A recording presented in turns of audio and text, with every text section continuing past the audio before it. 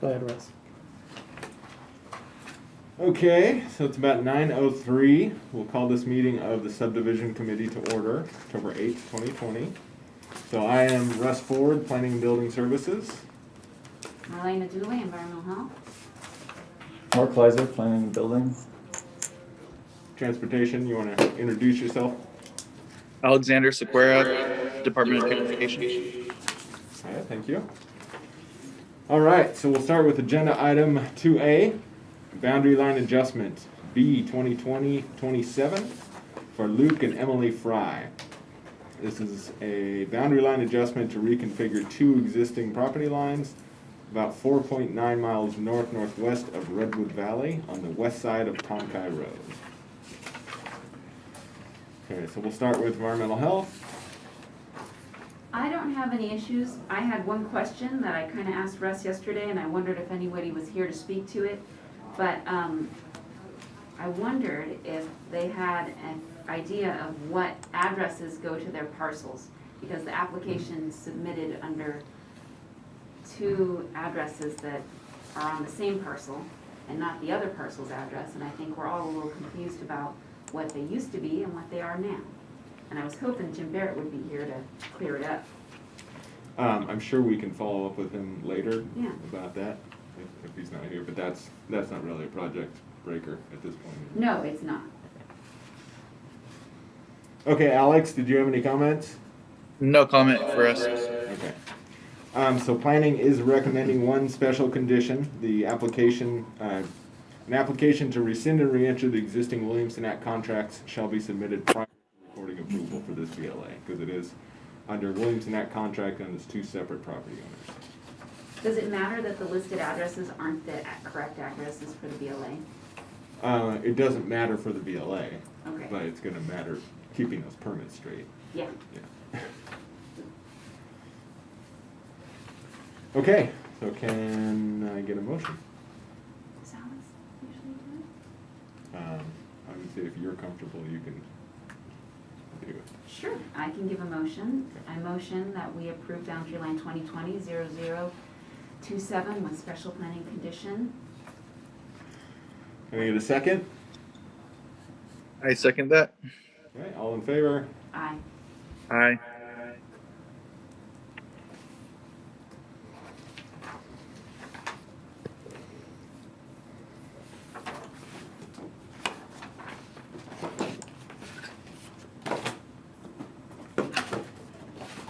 Okay, agenda item 2B, boundary line adjustment 2020-28 for Jesse Sisney. This is a boundary line adjustment to reconfigure the boundary lines between four existing parcels, 13.5 miles southwest of Laytonville. Looks like on the west side of 101. Is there anybody here representing this? Looks like Vance is here.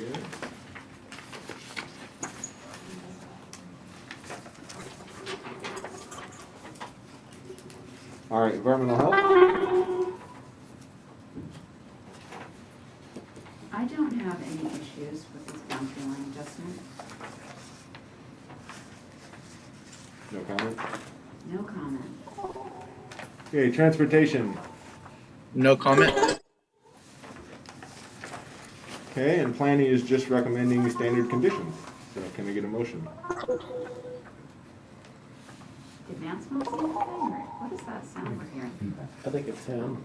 It's just feedback. He's listening on YouTube. Okay. Well, then I will motion approval for boundary line adjustment 2020-0028 with standard conditions. I second that motion. Okay, all in favor? Aye. Aye.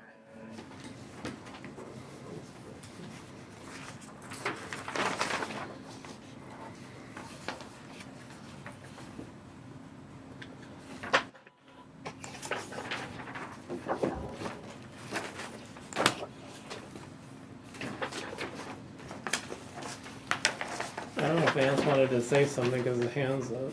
Yeah, I thought.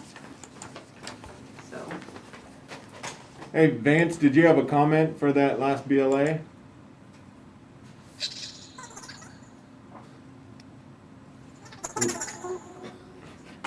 We're not getting your audio. Oh, now he's on. It's like the chipmunks. Yeah, no.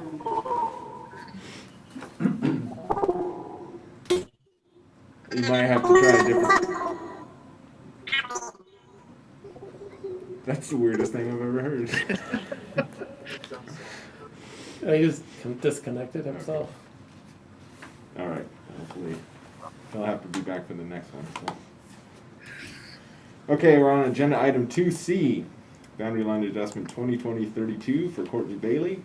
This is a boundary line adjustment to reconfigure the boundaries between two existing parcels, 5 miles west of Philo on the north side of Signal Ridge Road. And looks like Scott is the agent, but he's not here. All right, this is your project, Jesse. Did you have any comments for this? No, this is Jesse Davis, senior planner. No comment on this particular boundary line adjustment. It's rather straightforward. It's effectively, bringing that smaller parcel up to an acreage commensurate with the request for commercial cultivation activities, and otherwise to avoid the sunset determination as part of 1017. That being said, it's otherwise a very straightforward boundary line adjustment. No alterations to structures on site other than to increase the parcel size. Okay, environmental health, any comments? No comments. Okay, transportation, any comments? No comments. Okay, and planning is just recommending standard conditions. I'll make a motion to approve boundary line 2020-0032 with standard conditions. I second that motion. Okay, all in favor? Aye. Aye.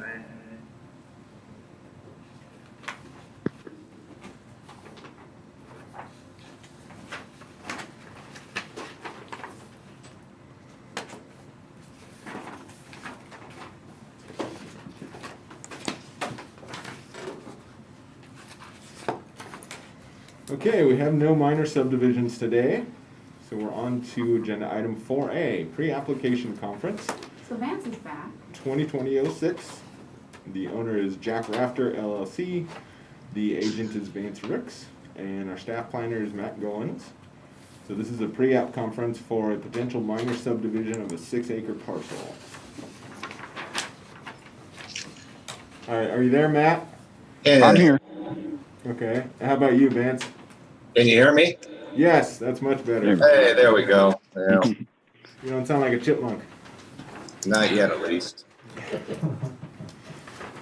Okay, so for anybody that hasn't been through the pre-app conference before, this is just kind of a roundtable discussion process.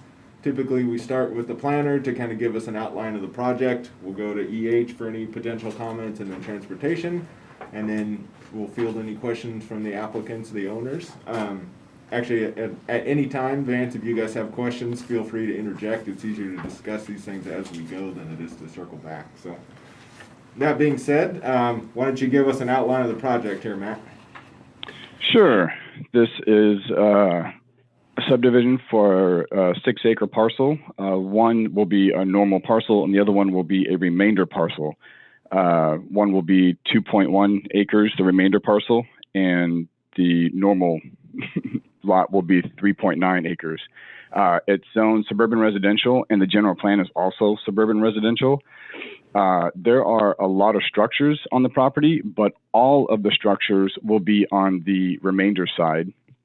After calling the assessor's office trying to figure out what was going on, there's lots of notes about the structures, but only 2 of them or 3 of them are actually being assessed, but they said that doesn't mean anything. They could have been there for a long time, according to the notes, but they're not assessing them at the time. This is not in CAL FIRE. This is actually in the Ukiah district, so Ukiah Valley Fire Protection District. There's no major like vegetation. There's no environmentally sensitive habitat areas or anything like that. It's already got ingress and egress existing for roadways and stuff like that. It's pretty straightforward. They have a septic tank on site, but when they have water available through the, I think it's Regina? Mill Valley, I believe, or Calpella. Calpella, okay. That's right. Thank you. Hillview or Calpella, hang on. Millview, I believe. Millview, that's right, Millview. I see it down here, so I had to get down to my notes. Millview. Other than that, this is actually a pretty straightforward deal. Vance is pretty aware of everything that needs to happen, so that's about it. On this list of building structures on the site, do you know which ones are on the assessment record? I believe it's the first unit 1, 2, and I believe the unit 2 and 3 are together. So I think those 2 are definitely being assessed, but the rest of them, unit 7 doesn't exist anymore, and the rest of them, they weren't assessing them. But again, that doesn't mean they weren't built back in the 50s. They just hadn't gone. They said the last time they gone out there was like 59 or 60, and they already made reference to other structures being on the property, but they weren't. They didn't pick them up on the tax roll for some reason, or assessors. Okay, great, thanks. Okay, environmental health. Well, that line is gonna need to show the setback for the setback to the septic system that those 2 residences have. I only Which have 2? one. Huh? Which 2 residents? Numbers 2, 3. We went out there recently for a tank replacement, and the map we have for that septic has the septic leach field angled towards your new line. Okay. I can give you that map, you know, you can ask for it and we can send it to you. I have the septic tank located. Yeah, well, I'm gonna need the leach fields too. Yeah, okay. And And what there's setback one- do you want on that? At least 5 feet. Perfect. No big deal. And so those 2 areas, I see the tanks are there, but I need to find out and make sure that those leach fields, I only have one map for number 2 and 3. I don't have a map for 1 that I've been able to find. Okay. And, you know, it would be standard conditions. Everything that's on the remainder parcel would need their primary and replacement areas identified. And then the proposed parcel would need a primary and replacement area identified. And are you guys gonna go with the water district? Yeah. So we Yes. need that letter from them. The welfare, yeah. Yeah. So those are the conditions I would anticipate from EH.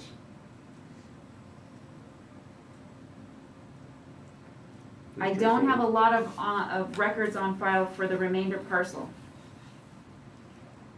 Yeah, it doesn't surprise me. Okay, transportation. Yes, so potential conditions that we would ask for is a dedication on the frontage to have a minimum total of 70-foot right-of-way. That would have to be on just the proposed parcel 1.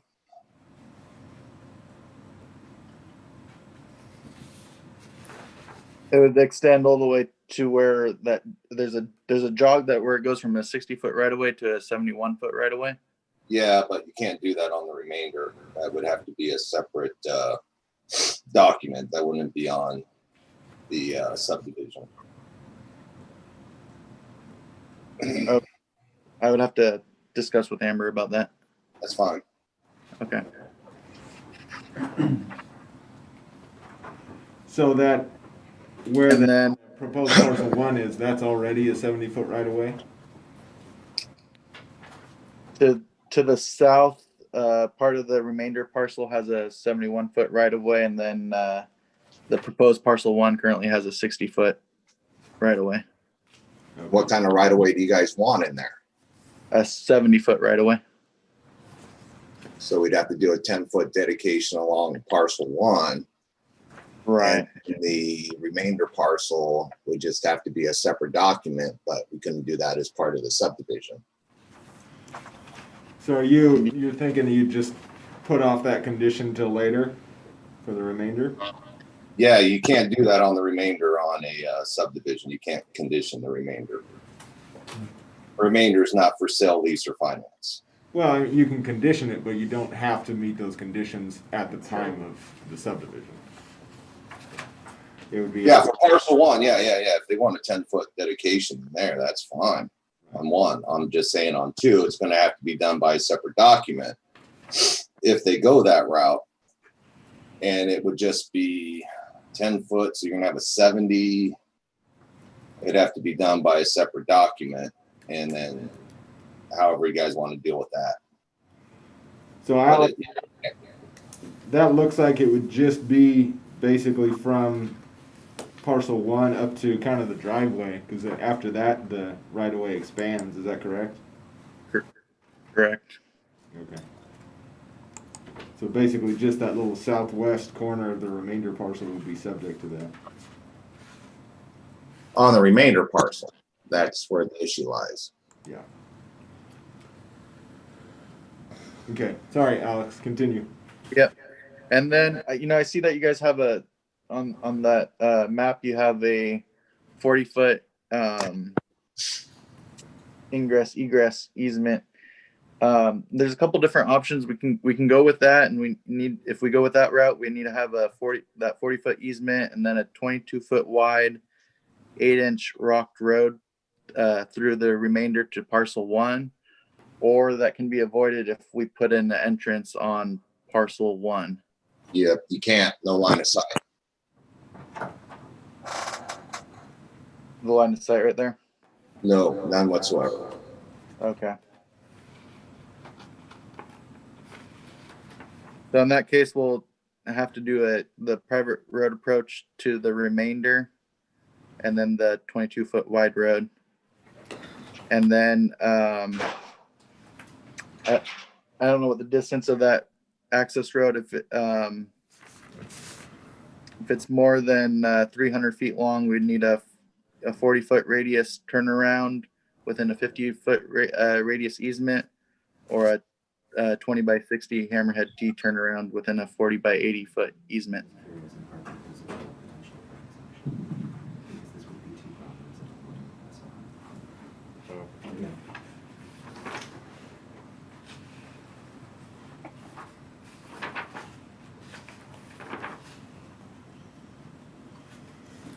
Okay.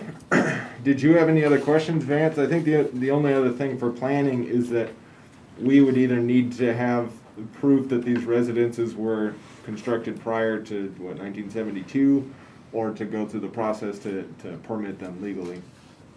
Yeah, you'll have to go to the index cards at the assessor's office.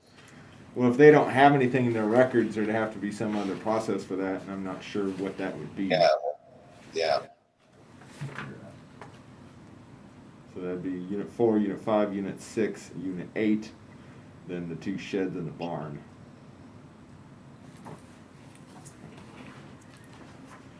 One shed just got a building permit, Did it?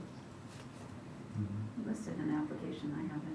Okay. I see, yeah, so there's two new building permits here from this year.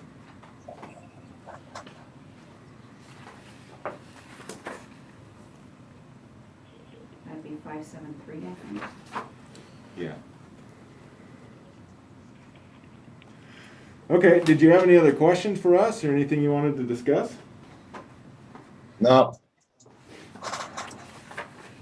You feel like you're squared away then?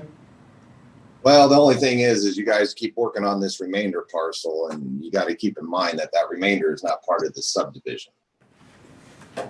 Well, I mean, it is part of the subdivision, but typically with remainders. Yeah, it's not for sale, lease, or finance, and if everything came about, then you have to do a conditional certificate, and that's when everything else that you're talking about comes into play.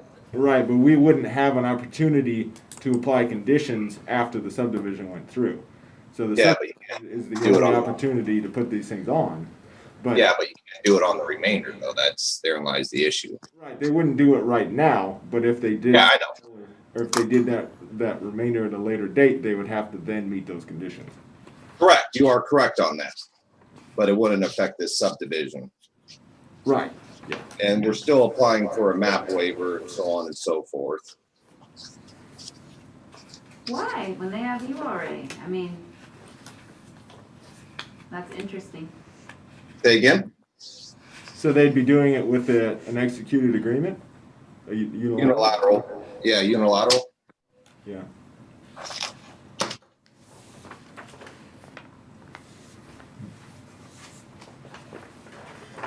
Okay, so I don't think we have anything else. Matt, did you want to add anything else, or is he gone?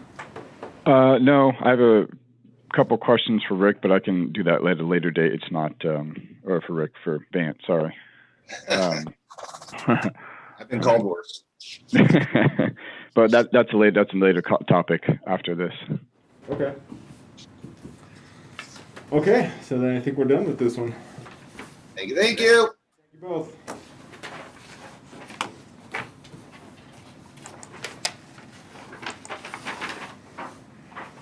Okay, so just mute myself. Yeah, I think I you're gotcha. good. Okay, so we're agenda item 4B, pre-application conference 2020-05 for the Mendocino Coast Rec and Park District. This is a potential rezone of some TP and forest land parcels to industrial, and then a potential subdivision of those parcels 2.5 miles southeast of the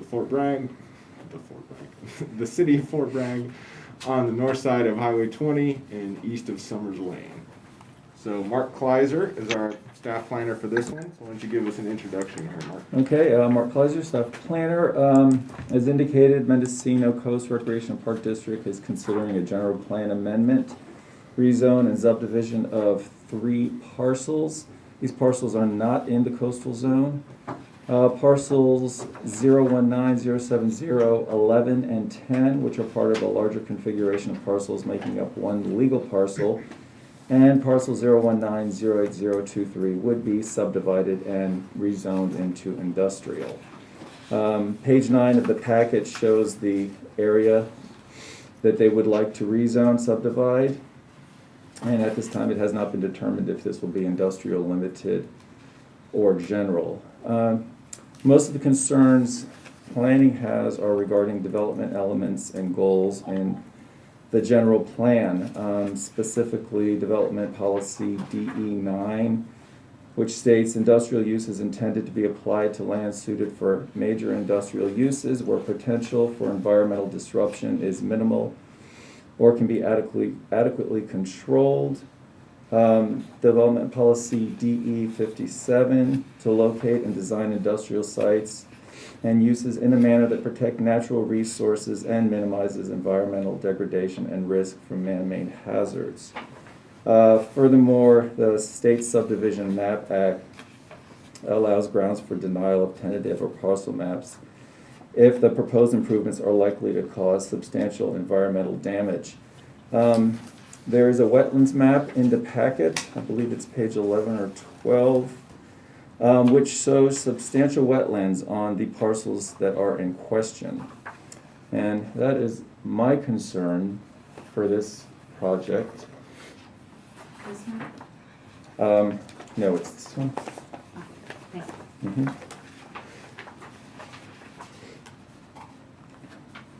So many maps. So, Quite a few in this one. So also Kirk and Bob, whoever's online there, feel free to jump in if you have questions at any time.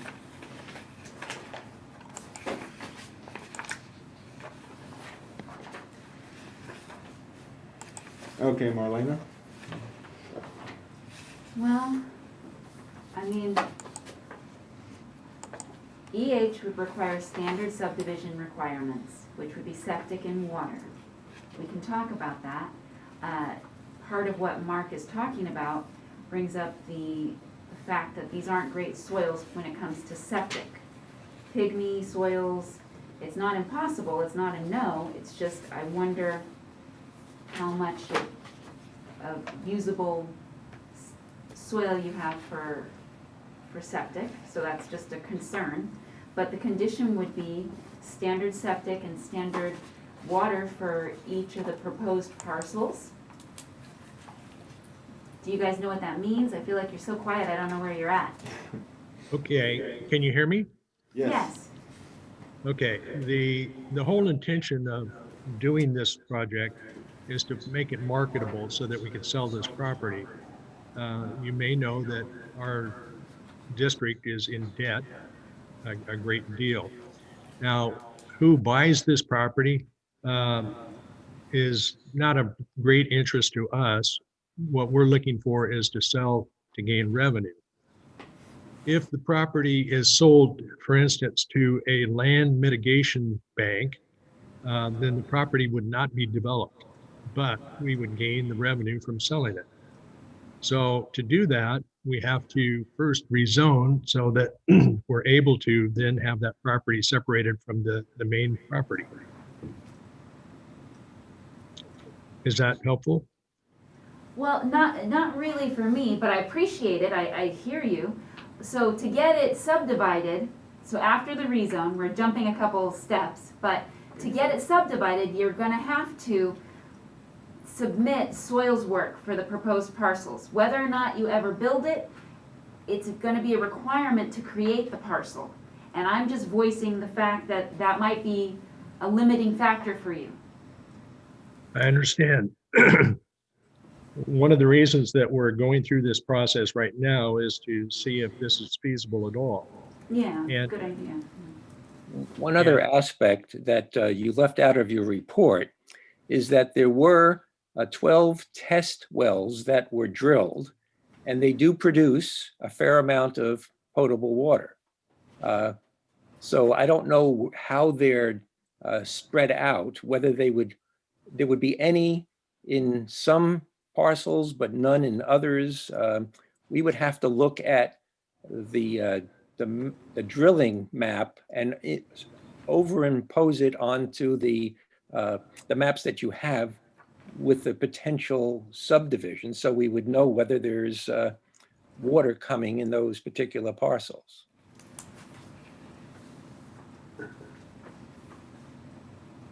Do you have records of those wells? I don't know. Fort Bragg we didn't get an email from Fort Bragg. Okay, let's go to Alex for right now.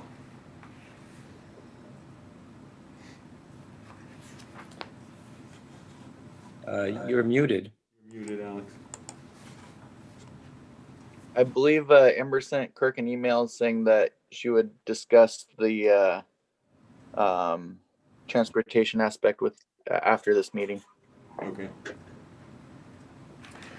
Okay, so one thing right off the bat that's kind of a bit, it's not, I guess you'd call it a red flag. And I'm sorry, Mark, I forgot to follow up with you about this, is how much did you look into the zoning from TP process? Trying to get a parcel zoned out of timberland. With the state water, with the state Board of Forestry. I did reach out to them, and they were going to be part of this conversation. I don't know why they're not here today, Okay. but that process can. And Russ, do you want to follow up on sort of the process to either change or remove a TPZ designation and sort of what goes into that in particular? Well, I was actually just going to suggest, I believe Julia put together a pretty good document a year or so ago about the general process of trying to get a parcel out of TPZ, because it involves not only our own Board of Supervisors, but also the State Board of Forestry and approval from both of those bodies. It's not something that we've seen happen very much. I think maybe one time in the last 30 years. So it would be kind of a new process for all of us, and it seems like it's fairly complex and difficult. So that's, like I said, just kind of a red flag. That could kind of throw a wrench into the plans. I see there's only one little section of timberland in that area that you're looking at rezoning, but it's sort of right in the middle, so it would split everything up if that didn't work. Yeah. This is Jesse Davis, senior planner. One of the things I've been familiar with, and there have been a great number of parcels that during the 1970s were placed into the TPZ, or the Timber Production Zone designation. And there are effectively two processes to remove a parcel. And Russ was touching on the fact that it requires a conjunctive review with the State Board of Forestry, as they are very concerned about the preservation of lands that are capable of producing timber. So they have a very marked interest in sort of facilitating that. Now, the two processes are effectively an immediate rollout or a 10-year rollout. And it's just, again, it's not something that potentially would be a deal breaker, but it would be another facet that would need to be compartmentalized as part of the sort of rezone process, and understand that the State Board of Forestry would also play a sort of significant role in this process. Do you know if there's any financial penalty There- akin to Williamson Act on that? Not to the Williamson Act, but with regards to the county assessor in particular, because part of what the TPZ designation allows for is to limit the amount of taxable aspects associated with that property. And so there are ways to remove it immediately, but again, that requires the State Board of Forestry to play a pretty immediate role, as well as there are some tax penalties potentially associated with that. Now, as Russ was kind of indicating, it's not something we've seen in the past 10 years. Our zoning designations around TPZ in particular have been rather staid, and I think that's sort of indicative of the process associated with removing it from that designation. So what do we have to do to move forward? It's a good question, you know, and ultimately it really does come down to sort of the marketability of your property to whomever and who you're kind of seeking to sell it to. And knowing that, I think, will play a role in sort of identifying those sort of pathways. You've kind of oriented yourself around the idea of a commercial or an industrial basis, and that's one way to move forward. So it would involve sort of presenting your vision not only to, you know, the county for the process of rezone and subdivision, but as we're kind of indicating here, state agencies play a significant role in the management of plans here in Mendocino County. And in this case, because of its designation for TPZ, it's just one facet to further discuss as part of, you know, how we would be able to review this property. So on our end for the county, it would just be an application to rezone and change the general plan. So general plan amendment and rezone application. I suspect there would also be a dual application through the state, but I'd have to follow up on that. And so basically those things would be processed concurrently.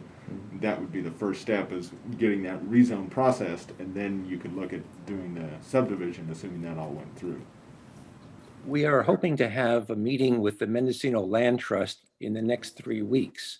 And their main guy who does conservation and mitigation easements is going to talk to us and let us know what the possibilities are. Conservation easement is out because we're a non-profit organization, and that's usually a taxing thing, like Donald Trump did with his property in Illinois.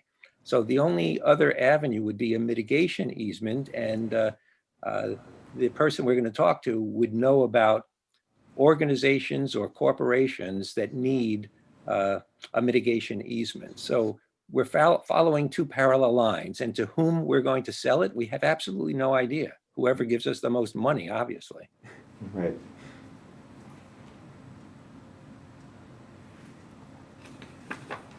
So Jennifer Garrison is trying to get into the meeting from Wildlife. Okay.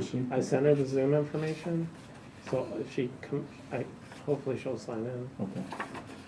There she is.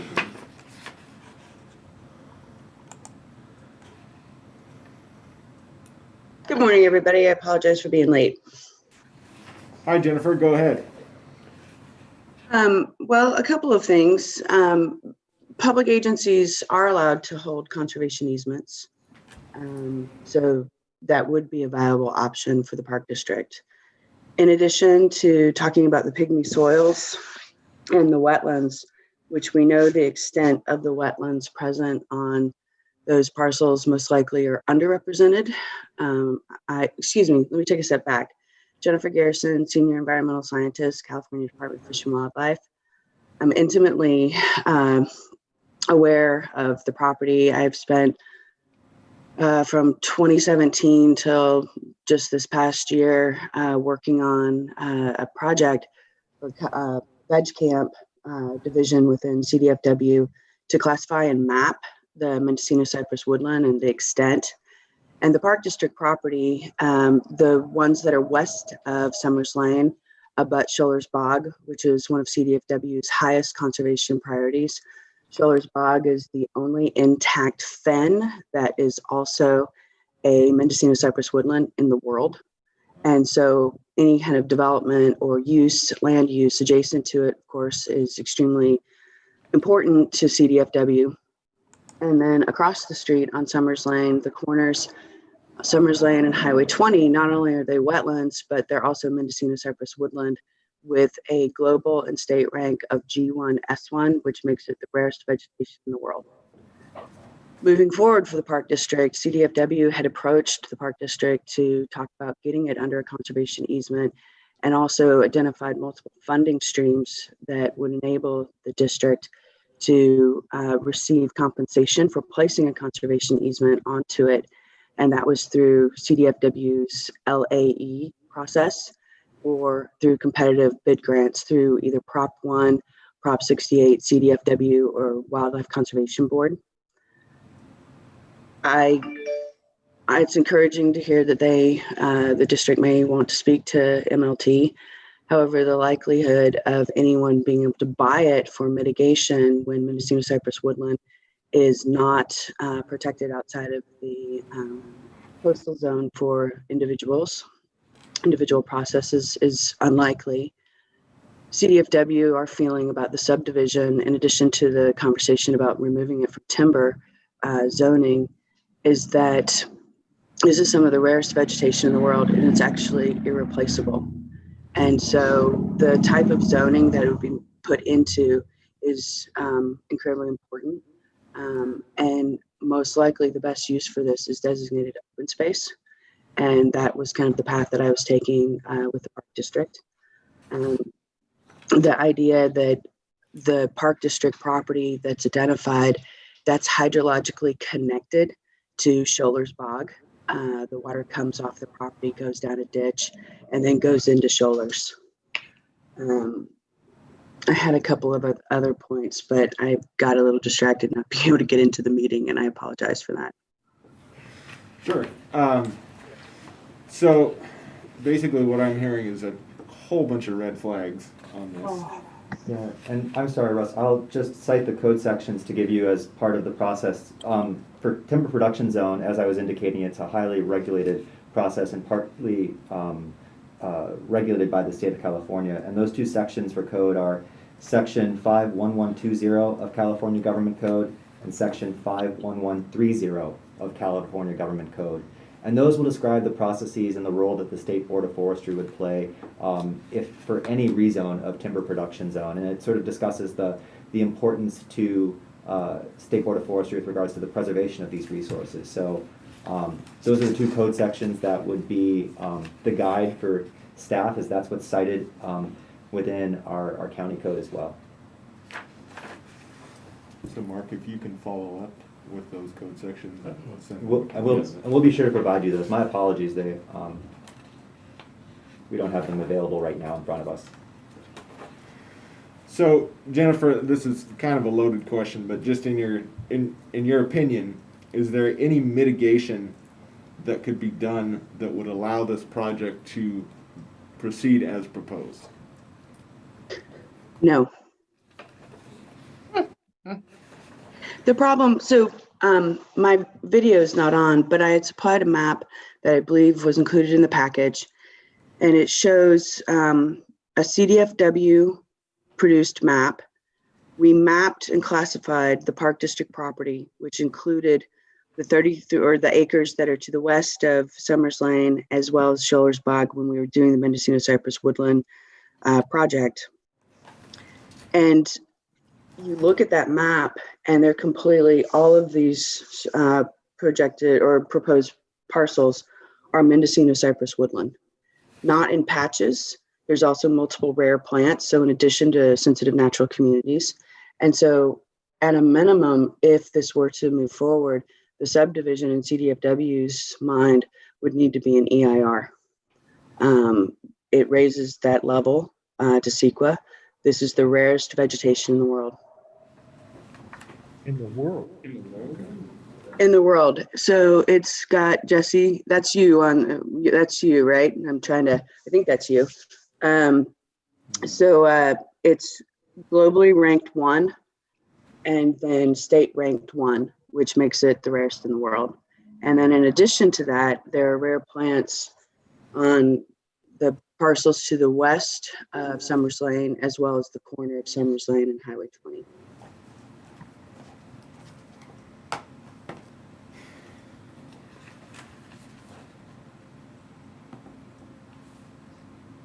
Yeah, I believe this is the map. Jennifer, is that the one that you were referring to? Yes, sir. Okay. That's the one. So Yep. you guys should have that in your packet there, Kirk and Bob. As well. Yeah, we do.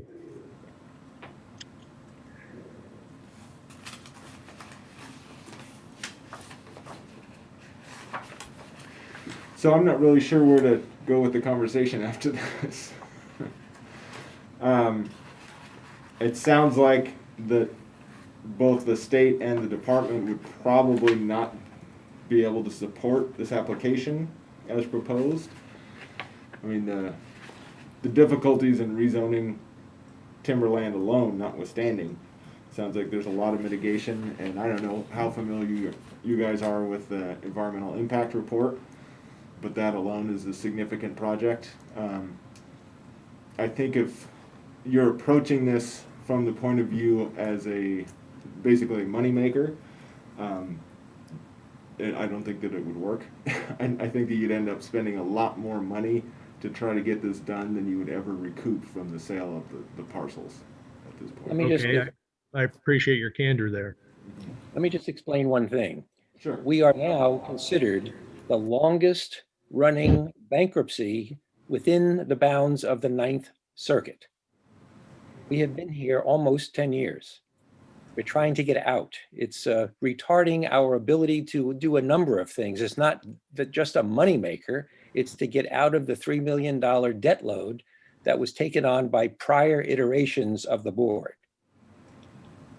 We just want to do something that takes this burden off of us. Sure, I understand, and it was not my intent to be flippant, but an EIR, I mean, we budget roughly $100,000 for an EIR, and what, 2 years or?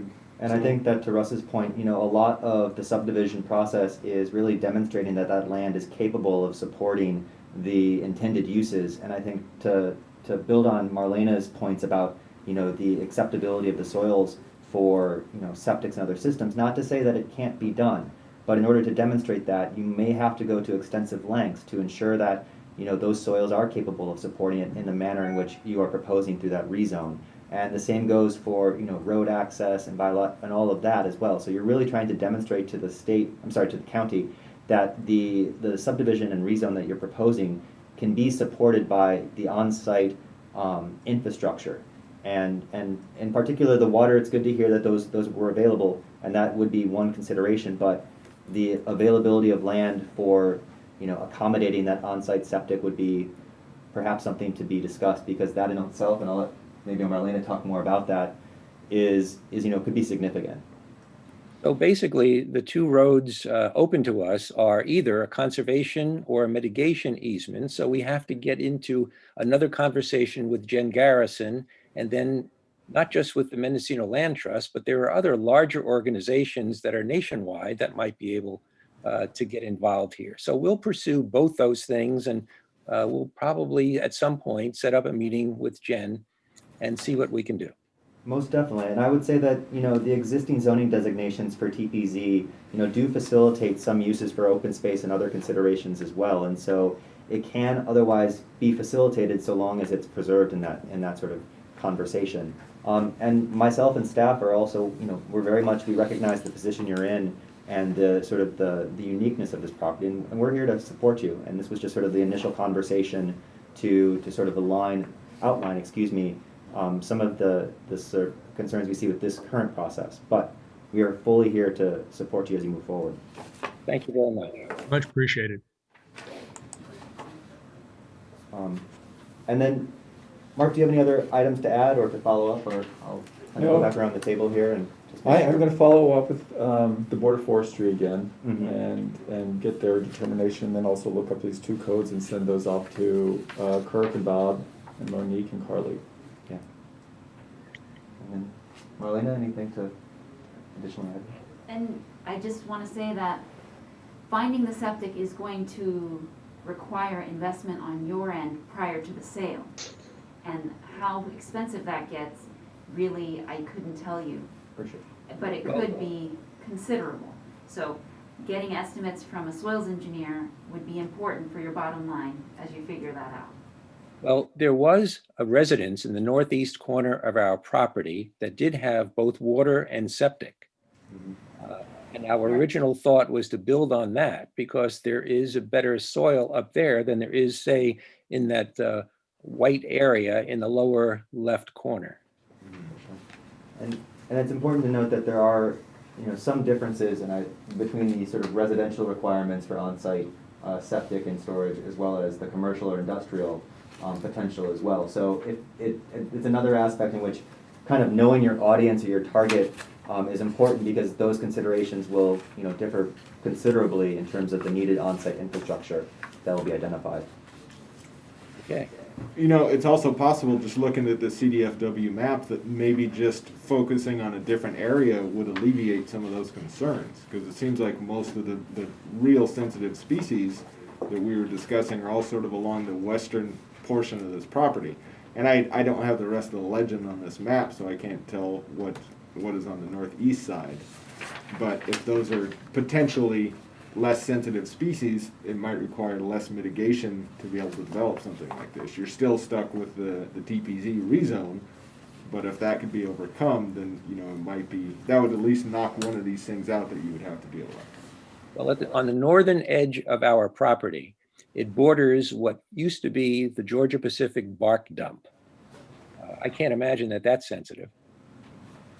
This is Jen Garrison. I apologize for jumping in, but the entire property, including a portion of the bark dump, is immediately to the south of the bark dumps onto the Park District property. It's all at a minimum G3, S3. And that area actually is the redwood and northern bishop pine and Mendocino cypress woodland. It has a lot of rare plants, and it's alone has a G1S1. And so is ranked G1S1, the entire property. And, CDFW is very sensitive to the fact of the Park District's position and their need to get out of debt, which is why CDFW had been working with the Park District to identify viable funding that, through the acquisition of a conservation easement, would compensate the Park District property with almost either the full amount of their debt or at least half of their debt, with the understanding that some of the money that they would be given would go into a long-term endowment for the property. And one path forward is that if the Park District no longer wants the property, to pursue that path to get it under conservation, establish an endowment, and then they could give it away. But the profit is already there for the Park District. And this is something, again, that I've been working on for about a year and a half. And I cannot express the sensitivity of the site and its adjacency to Scholar's Bog, and it's hydrologically connected to Scholar's Bog. Again, the only intact fen Mendocino cypress woodland in the world. And so this is why CDFW had approached the Park District to talk about conservation, with the understanding that they were in debt, and to show that there were mechanisms and programs available to help alleviate their debt and get this rare vegetation under conservation. So Jen, let me just jump in here. I think that what we have to do is recreate new lines of communication between you and the Regional Park Committee without an intermediary, so that we could talk directly and redevelop a relationship. Sounds great. We would look forward to that. There is a meeting on Friday. Do you know about that? No, I'm not kept informed. Okay, so I'll send you a notification about it, and I welcome you to join us on Friday. I have a couple of meetings, but I'll do my best. Okay. So thank you all. I don't know that we're going to be doing anything else at the moment. I appreciate all your efforts, and hopefully we'll be able to come up with a reasonable solution to our problems anyway. Most definitely. Absolutely, yeah. Yeah. And Mark will be sure to follow up with you at those government code sections, as well as all of our contact information, so that we can remain apprised and be supportive as you move forward. Thank you very much. Thanks. Thank you. Thank you, Mark. Thank you. Okay, so that takes us to agenda item 5, which is matters from staff. I thought you would have a matter since you were asking about changing the process. I was just gonna bring that up, yeah, so right now our process for doing referral packets for subdivision committee is that the planners will make up their packet, they'll print out some hard copies, and then Jim sends those out. So one goes to environmental health, one goes to transportation, one goes to the building division for referrals, and then you guys can reference those and bring those to the meeting so you have something to talk about. I think it would be a little bit more efficient, not to mention economical, if we were to do that digitally and just have the planners make up a referral packet and just have those probably just in our project folders, and then Jim could send those out when he sets up the agenda. How do we feel about that? So I felt like I heard two different things. I heard the referrals. So are those the salmons that you guys need copies and comments back on? Or are you just talking about subdivision agenda packet items? No, I'm talking, well, those are the same thing. Not to me. Oh, I'm sorry, not project referrals, not the salmon colored sheets. Not the salmons. I'm talking about like the Okay. BLA brown sheet packets, any packets that we get that are part of the subdivision committee. Okay. So, because right now with the, like, say a boundary line adjustment, we do our brown sheet, it's got the maps, it's got the application, tentative map, all that stuff in it. And then we'll run off 3 more copies and those get distributed. Those get recycled 90% of the time, most of it. So it seems like it would We be, file all of it. okay. Ours is not. But if you had a digital copy, you could print out what you needed or just keep a digital archive. We could. Alex, do you have any issues with that? I think we would be fine if we needed to print it out, we can print it out and file it. Print it out. Yeah, Our clerical said they were okay with doing that. okay. My biggest concern is that I always get, no matter how big that packet is, I get the whole thing back from building every time, and it goes right into the recycle bin. Yeah, and it's also work that Jim has to undertake to otherwise help, maintain that dialogue. And if it's an additional step, we have a lot of other work that can be done as well. Right. So. Now, how do you feel about that process, Jim? That's fine, I just need to know where I'm sending them, and I need direct email addresses, so Okay, any confirmation that they're getting them. sure. So Okay. we'll just need an assigned staff person from each department to receive these and be able to Our process EH them. clerical would be receiving it. Okay. Okay, so if there's no objection to the process, I think we'll start working on that. And then I'll reach out to you guys for your contact people. Sounds good. And that's all I've got. Unless we have anything else, I'd say the meeting is adjourned. Okay. Thank you. Thank you all. Thank you. Yep. Yeah, I don't know, Mark, if I've ever